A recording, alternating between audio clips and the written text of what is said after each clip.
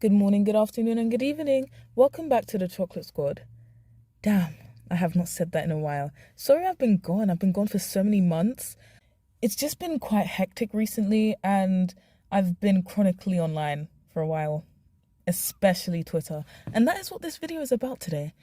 I have seen so much anti-black, especially anti-black women content on Twitter. And it seems that there is a market out of rage baiting black women. First of all, I just want to establish something. If you also have seen a lot of vitriol aimed towards black women online in the media, whether it's Instagram reels, Twitter, or what have you, it's not in your head. There was research done by Amnesty International, which I'm going to put the graph on the screen. It shows how black women are actually disproportionately attacked, I guess, on social media. And this one was specifically about tweets aimed at women which were deemed to be problematic or abusive. So if you've been thinking, wow, there's been a lot of anti-black women stuff on the internet, it's not in your head. Don't worry. Where I've been seeing it specifically, which is the app I've been on the most recently, I would say Twitter. And it's especially gotten worse ever since, he took over. So people are just saying all of this stuff unbridled. They don't have any filter anymore. They just spew all this anti-black, especially anti-black women stuff, and it's crazy. And I remember seeing that on one of these posts, the makers fully admitted that they were just farming engagement. And they got it. They did get it. So there clearly is a market in rage baiting black women. Gosh, what is this world, man? I've seen some people say that we should ignore and disengage from these sort of posts, which I understand that would benefit us a lot, and it would also be better for our mental health to not see these kinds of posts around. But at the same time, if you think about it, I am not adverse to fighting fire with fire. Disengaging is a good idea, don't get me wrong, but personally, seeing someone deliver some slick insult back to them kind of does brighten my day. Low-key, I do have to I have to repost. But one thing you shouldn't do is drop a think piece, because these people, they know what they're saying is wrong. They know what they're saying is offensive. They know what they're saying is going to hurt people, and that's exactly why they do it. They don't care about your opinions. They don't care about your little think piece. Don't explain to them why what they're saying is wrong, because I already know. They just want to either get impressions off of you or hurt you in some sort of way. And that's why insulting them back, I have no problem with that. The thing is that with this whole insult them back kind of thing, there is a certain demographic that you see, and these people, they see the original post where someone's trashing black women. They don't do anything. They don't say anything. They act like it doesn't exist. But when they see a black woman reply and say something offensive back, then they start going into the comments and saying, what? You can't say this. This is so rude. You can't fight fire with fire. But you look through their recent posts and they're not saying anything about that. They're not saying anything about the original post. They're not saying anything about that. Because they don't care about us. Or they would have said something. That's why I'm big on people advocating for themselves and fighting back. Because sometimes you do have to protect your image low-key. And if that means trashing somebody else so they can learn not to do it again, then so be it. Oh, and about the don't give them a think piece thing, it reminded me of this quote by Toni Morrison. And it says, the very serious function of racism is distraction. It keeps you from doing your work. It keeps you explaining over and over again your reason for being. Somebody says you have no language and you spend 20 years proving that you do. Somebody says your head isn't shaped properly, so you have scientists working on the fact that it is. Somebody says you have no art, so you dredge that up. Somebody says that you have no kingdoms, so you dredge that up. None of this is necessary. There will always be one more thing. And that is such an amazing quote. Stop trying to appease these people and try and prove to them why you're worthy of their respect. You shouldn't have to do that. And if they don't respect you, don't respect them and don't advocate for them. And make sure you defend yourself against them, because, again, some of these things that they're saying, if they're left to fester, they can start sticking. So, you probably don't want that to happen either.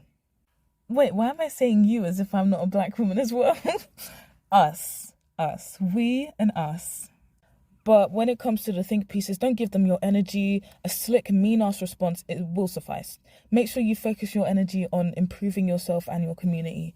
Courses, classes, working towards a promotion, or what have you. Do something to improve yourself in the meantime. Okay.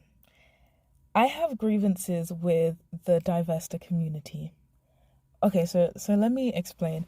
This whole anti-black woman narrative that's on these social media sites, divestors do play a role in this. It may not be the major role, but it's at least a role. If you don't know what divestors are, they are a group of black women who want nothing to do with the negative, especially the negative. I'm not sure if it's the black community in general or just the negative parts, but they don't want anything to do with it. And they usually date out and stop involving themselves in black matters. I don't necessarily have a problem with people trying to dissociate from bad stereotypes, but some of these women are downright anti-black, and it just shows, and it's so embarrassing. So personally, when I think about them, I split them up into two groups. There's the true divestors and the faux divestors. The true divestors, I don't really have issues with these women, and they're usually quiet and don't really draw too much attention to themselves. But the faux divestors, oh my goodness. Some of them are chronically online. As I said, for the past few months, I've been chronically online. I'm not a divester, though. Yeah, I just want to clear that up. Yeah, some of them are chronically online, for example, on Twitter. And they help catalyze that divide between black men and black women with the help of equally deranged black men of a similar archetype. I want to make sure I put that there because it's not just them that do it. And even these two people are not the only reason why the divide exists. But these women, yeah, instead of decentering men, they start worshipping white men instead, in a way that white supremacists would. And it's really crazy the way they talk about them. If I can find any screenshots of some weird-ass tweets, I will put it on the screen because some of them are strange. Personally, I only vouch for individual men in my life that are good. I don't care to speak about the ones that I don't know, therefore can't verify. Anyway, I brought up faux divestors, or rather divestors in general, because of the exchanges that I've been seeing regarding these rage baiting posts. And these divester accounts, once they're stung by the superior, quote-unquote, white men, they start backtracking and acting like they don't even like white men or think about white men. For example, there'll be a post with a white guy talking about, ew, I hate black women. And then these divesting accounts will come out and say, what? We don't want you. But then all that person has to do to prove this woman wrong is to go to her page, scroll a little bit. You're not going to have to scroll long to find it, but they scroll a bit and then they find a white male worshipping tweet, which they then screenshot and then humiliate that divester by tweeting it back at her. And the thing is, it doesn't just humiliate them, it humiliates all of us, because obviously people outside the black community, they don't really know too much about these divester women. They don't know to separate them from normal black women, like the average everyday black woman. They don't know that divestors are a different, like an extension. And I do want to reiterate that this is not a divester page, though I do believe in black women going wherever they're loved, whether that's with a non-black person or not, just wherever somebody loves you and cherishes you. And I just want to make that clear because I care to involve myself in black issues, especially black female issues, because I'm a black woman myself, and I care about the well-being of black people. So no, I don't identify with either of those groups, neither the true ones nor the faux ones. So yeah, that's about it. I've been seeing so much anti-black woman content on the internet and it's crazy. And these divestors are not doing anything to help us. They're doing us no favors. Oh my gosh, it's so annoying. But yeah, I think that's all from me today. If you have any questions, comments or concerns, feel free to put them down below in the comment section. And if you enjoyed the video, feel free to like, subscribe and press the bell button to be notified on any future uploads. Thank you. Bye.